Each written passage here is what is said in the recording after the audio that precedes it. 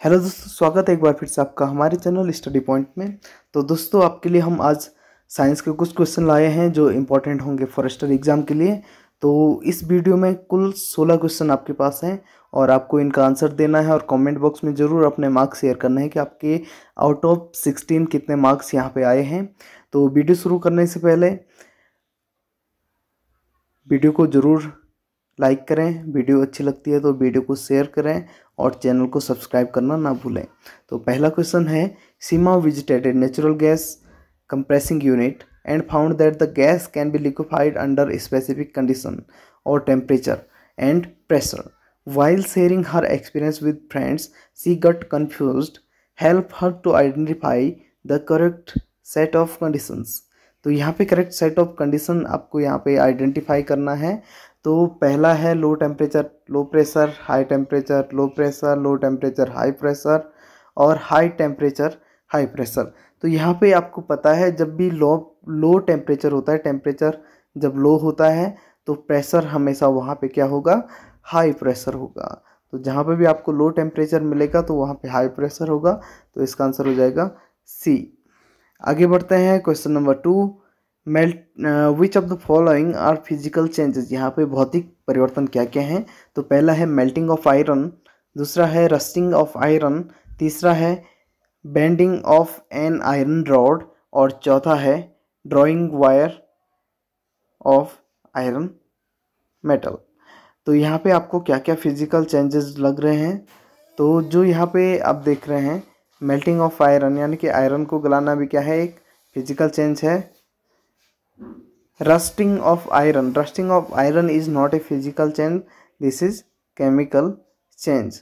Next one bending of iron, ये iron rod, ये भी क्या है, physical change. And drawing a wire of iron metal, ये भी क्या है, फिजिकल चेंज है। तो इसका मतलब फर्स्ट, थर्ड एंड फोर्थ वाला आंसर आपका सही है। तो इसका आंसर हो जाएगा सी। आगे बढ़ते हैं विच of the following has maximum number of atoms. तो सबसे ज़्यादा नंबर ऑफ एटम्स किस में होंगे, आप लोग आसानी से इसका आंसर दे सकते हैं। तो इसका आंसर हो जाएगा पहला ऑप्शन है 18 ग्राम ऑफ H2O, दूसरा है 18 ग्राम ऑफ O2, तीसरा है 18 ग्राम ऑफ कार्बन डाइऑक्साइड और चौथा है 18 ग्राम ऑफ मीथेन। तो इसमें आपको कौन सा सही, तो इसका आंसर हो जाएगा D, 18 gram of CH4। Next है question number 4, in a sample of ethyl ethanoate CH3COO C2H5, इसका फॉर्मूला यहाँ पे गिवन है। The two oxygen atom have the same number of electrons but different number of neutrons. Which of the following is the correct reason for it? तो यहाँ पे पहला option है one of the oxygen atom has gained electron, second one is one of the oxygen atom has gained 2 electron, and third one is the 2 oxygen atoms are isotopes, and fourth one is 2 oxygen atoms are isobars। तो सीधे सीधे direct answer हो जाएगा isotopes। Question number 5, the cell will swell up if। तो यहाँ पे पहला option है concentration of water molecule in the cell is higher than the concentration of water molecule in the surrounding medium। तो ये option गलत हो जाएगा। the concentration of water molecule in surrounding medium is higher। तो जो water का concentration होगा surrounding medium यानी कि कोई भी आपके पास मीडियम है उसके बाहर वाटर का जो कंसंट्रेशन है वो हाई है और higher than water molecule concentration in cell, और इस सेल के अंदर क्या है, वाटर मॉलिक्यूल का कंसंट्रेशन कम है। तो वाटर क्या होगा, बाहर से अंदर की ओर आएगा। जैसे कि आपने परासरण या ऑस्मोसिस में पढ़ा होगा। तो जब भी पानी अंदर आएगा तो ये जो सेल है वो अपने आप स्वेल हो जाएगी या फूल जाएगी। तो दूसरा आंसर आपका यहाँ पे बिल्कुल करेक्ट है। Question number 6, survival of plant in terrestrial environment has been made possible by the presence of. तो यहाँ पे आपके पास ऑप्शन है इंटरकैलरी मेरिस्टेम, बी है कंडक्टिंग टिश्यू, सी है एपिकल मेरिस्टेम और डी है पेरेन्काइमेटस टिश्यू। तो यहाँ पे आपका आंसर हो जाएगा यहाँ पे आपका आंसर हो जाएगा बी, यानी कि conducting tissue. Question number 7, in which group of animal coelom is filled with blood.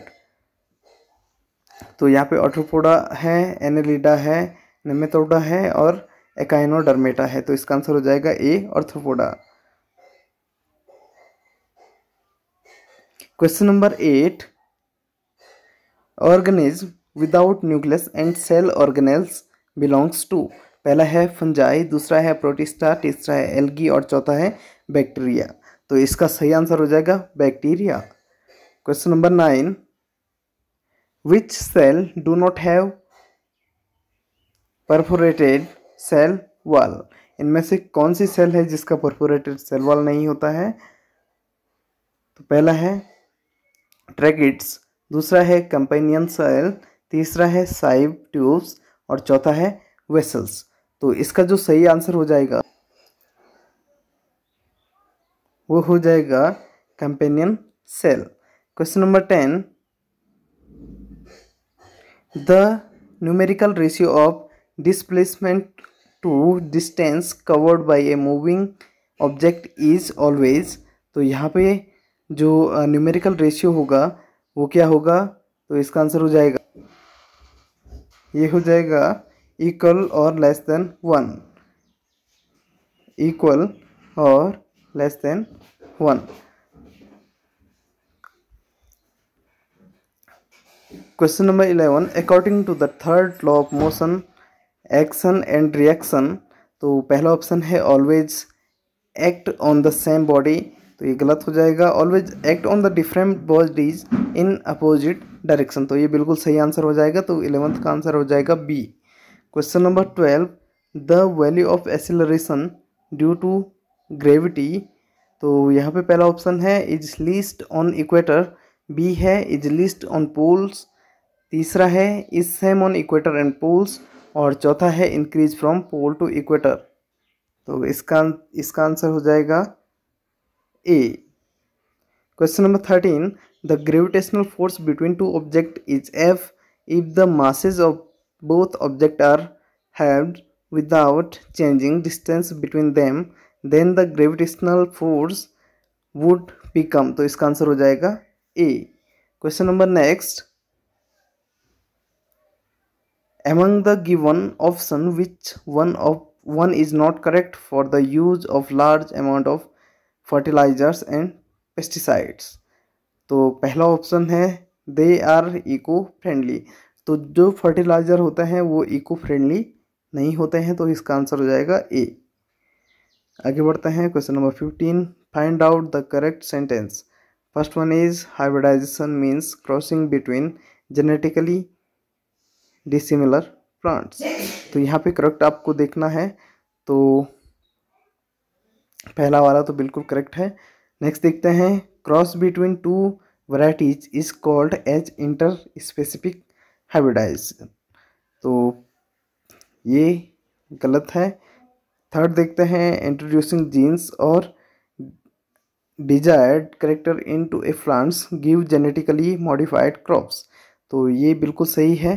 Next है, cross between plants of two species is called inter varietal. तो ये गलत है। तो यहाँ पे पहला और तीसरा सही है, यानी कि ऑप्शन ए यहाँ पे सही है। क्वेश्चन नंबर 16, ये लास्ट क्वेश्चन है आज का। Find out the correct sentence about manure. तो पहला है, manure contain large quantity of organic matter and small quantities of nutrients. तो पहला वाला सही है। सेकंड है, it increases the water holding capacity of sandy soil. ये भी बिल्कुल सही है। Third one is, it help in draining out the excess of water from clay soil. तो ये गलत ऑप्शन है। Fourth one is, it's excessive use pollutes environment because it is made of animal excretory waste। तो ये भी गलत option है। तो पहला और दूसरा सही है। Sorry, it increases the water holding capacity of Sandy oil, तो ये भी गलत है।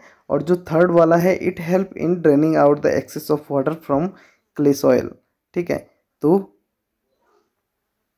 पहला और दूसरा यहाँ पे सही है, तीसरा और चौथा यहाँ पे गलत है। इसका मतलब जो ऑप्शन बी है वो यहाँ पे बिल्कुल सही है। ठीक है, तो आज की वीडियो में इतना ही। यदि आपको वीडियो पसंद आती है तो वीडियो को लाइक करें, शेयर करें और चैनल को सब्सक्राइब करें।